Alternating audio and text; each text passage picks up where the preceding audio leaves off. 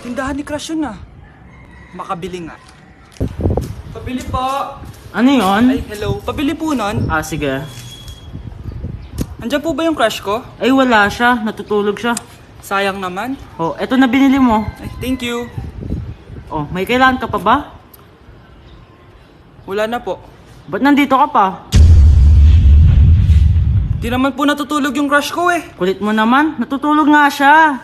Paanong tulog? Eh, gising nga siya.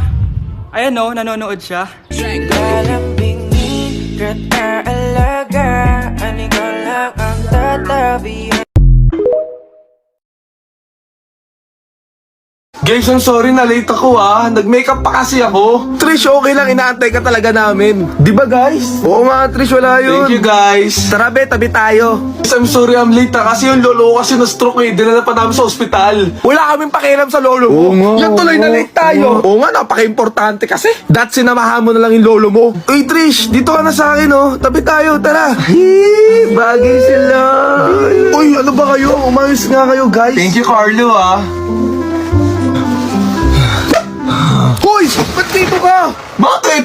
Upuan ko naman talaga to Ayoko lumipat ka, magsusukal ako sa'yo. Ang asim-asim mo Doon ka sa likod, huwag ka dito. Kuya driver, naiihi ako. Ay ma'am, sige tabi natin sa may malapit na gas station. Thank you po. Kuya driver, pwedeng i-stop ka muna saglit, naiihi kasi ako Ang ina mo, ano kasi na swerte, ha?